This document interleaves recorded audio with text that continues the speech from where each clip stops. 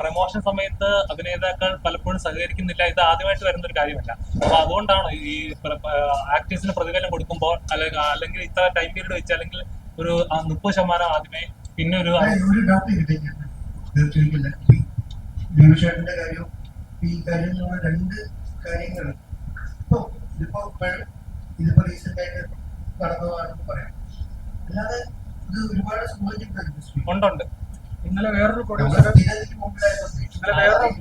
Producer ഒരു പ്രമുഖ നടിയുടെ പേര് പറയുന്നുണ്ടായിരുന്നു. ഷൈൻ ടോമിന്റെ മറ്റൊരു ചിത്രത്തിൽ മറ്റൊരു നടി ഇതേപോലെ ചെയ്തിട്ടില്ലായിരുന്നു. പേര് പറയുന്നില്ല. എന്താ പറയാ, നിങ്ങൾ ചോദിക്കുമ്പോൾ മൈക്ക് വെച്ചാൽ ഇത് ഫീൽഡിൽ വരുമ്പോൾ ചോദ്യമില്ല. ഇവിടെ ഇരിക്കുന്ന വെറുതെ അല്ല, ഇതിനു മുമ്പ് പല ഇൻസിഡന്റ് ഷൈൻ ടോമിന്റെ ചിത്രത്തിൽ ഒരു നായിക ഇതേപോലെ ചെയ്തിരുന്നു, ബാൽപാസിന്റെ ചിത്രത്തിൽ ഇതേപോലെ സംഭവിച്ചിട്ടുണ്ട്. ഇതിപ്പോ കുറച്ചായിട്ട് ഇങ്ങനെ സംഭവിക്കുന്നുണ്ട്. എനിക്കൊന്ന് കാശ് ആദ്യമേ കിട്ടുന്നതുകൊണ്ട് പിന്നെ പ്രൊമോഷന് വന്നില്ലെങ്കിൽ കുഴപ്പമില്ല എന്നൊരു ചിന്താഗതിയാണ്. തീർച്ചയായിട്ടും എന്തെങ്കിലും ഇപ്പൊ മേന പറഞ്ഞ പോലെ എന്തെങ്കിലും പേഴ്സണൽ റീസൺസ് ഉണ്ടാവാം രണ്ട് കൂട്ടർ. അത് ഒരു മുറി ചർച്ച ചെയ്ത് തീർക്കേണ്ട കാര്യങ്ങളാണെന്നുള്ള അഭിപ്രായമാണ് പൊതുവെ. ഒരിക്കലും നമ്മൾക്ക് ഇഷ്യൂ വരുമ്പോൾ ഉടനെ അത് സമൂഹ മധ്യത്തിൽ വന്ന് ചർച്ച ചെയ്യണം എന്നുള്ള ആളല്ല. Never to the media. അല്ല, നിങ്ങൾ നിറണം, നിങ്ങളെ ആവശ്യമാണ്. പക്ഷെ എന്റെ കാര്യത്തിൽ എനിക്ക് ഈ നാട്ടിൽ ഞാൻ അറിയാം നിങ്ങളുടെ സഹായം.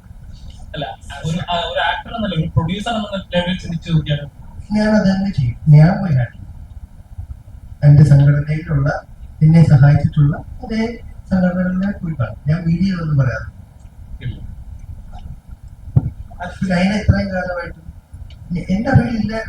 ഞാൻ ഇത്രയും കാലം ഇത് പറഞ്ഞു എന്തൊക്കെ പറയാൻ നിർബന്ധിച്ചു കൊണ്ടിരിക്കുന്ന ഒരാളെ അത് മുഴച്ചത് ഏത് സിനിമയുടെ. സോ പാർട്ടിസിപ്പേറ്റ് ചെയ്യുന്നവർ കാരണം ഹാപ്പി ആയിട്ട് പാർട്ടിസിപ്പേറ്റ് ചെയ്യും.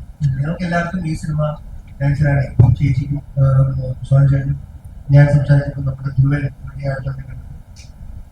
മനുവിന് വേണ്ടി സിനിമ തിയേറ്ററിലാണ്. ഇപ്പം ലാലേട്ടൻ്റെ ഇത് ഇറക്കുന്നു. അദ്ദേഹത്തിന്റെ ഇന്ത്യ അത് അവന് വേണ്ടി ആ സിനിമ തിയേറ്ററിൽ വന്നതാണ്. സിനിമ എന്തായിക്കോട്ടെ, ഇപ്പൊ നന്നായിരിക്കാം മോശമായിരിക്കാം. ജലചേട്ടൻ പറഞ്ഞ ഇത്രയും നാളും ഇറങ്ങാതിരുന്നൊരു സിനിമ തമിഴ്നാട്ടിൽ ഇറങ്ങി ഇത്രയും മികച്ച അഭിപ്രായവും കളക്ഷൻ നേടിയ ഒരു മാസമാണ് കഴിഞ്ഞത്. അപ്പൊ അതുകൊണ്ട് തന്നെ ഇതിന് ഭയങ്കര പ്രസക്തി നന്നായി വരട്ടെ നമുക്ക് ആഗ്രഹിക്കുന്നത്. എല്ലാവരും ഇഷ്ടപ്പെട്ടു. സോഷ്യൽ മീഡിയയിൽ വളരെ ആക്റ്റീവ് ആയിട്ടുള്ള ഇൻസ്റ്റാഗ്രാമിലായിക്കോട്ടെ യൂട്യൂബിലായിക്കോട്ടെ ആക്റ്റീവായ ഒരാളാണ് അഹാന. അപ്പൊ ഈ അഹാനക്ക് ഇപ്പൊ ഒരുപാട് സിനിമകളും ഇപ്പൊ നമ്മൾ കാണാറൊന്നുമില്ല. അടി കഴിഞ്ഞിട്ട് കുറെ സിനിമ നമ്മൾ കണ്ടിട്ടുണ്ട്. എപ്പോഴും സിനിമയുള്ള ആളാണെങ്കിൽ ഇപ്പൊ ഈ പറയുന്ന എക്സ്ക്യൂസസ് ഒക്കെ ഓക്കെ ആയിരിക്കാം. ആസ് എ പ്രൊഡ്യൂസർ എന്നുള്ളത് ചിന്തിക്കുമ്പോൾ ചെയ്യുന്നത് ശരിയല്ല എന്ന് പേഴ്സണലി നമ്മളിവിടെ ഇരിക്കുമ്പോൾ തോന്നുന്നുണ്ട്. അഹാന വന്നിരുന്നെങ്കിൽ കുറച്ചും കൂടി ഈ പ്രസ് മീറ്റിന് കുറച്ചും കൂടി ഒരു സോഷ്യൽ മീഡിയ വിസിബിലിറ്റി കിട്ടിയാണ്. അപ്പോ അത്തരത്തിലുള്ള ആളുകൾ മലയാള സിനിമയിൽ വർദ്ധിച്ചു വരുന്നുണ്ട്. ഇവര് തന്നെ ഇന്റർവ്യൂവിന് അവസരങ്ങൾ കിട്ടുന്നില്ല വേണ്ടത്ര എന്ന് പറഞ്ഞ് ഇമോഷണലായിട്ട് ചെയ്ത കാര്യങ്ങൾ നമ്മൾ കണ്ടിട്ടുണ്ട്. അപ്പൊ ഇവരെ ഇരട്ടത്താപ്പിൽ ഇങ്ങനെയാണ് അജിച്ചേട്ടൻ നോക്കിയാണ്. ഇവിടുത്തെ ആക്ച്വൽ റീസൺ എന്താണ് മനു അഹാന എന്നുള്ളത് ഇനിയും നമുക്ക് സത്യം അറിയാൻ ഒരു വഴി.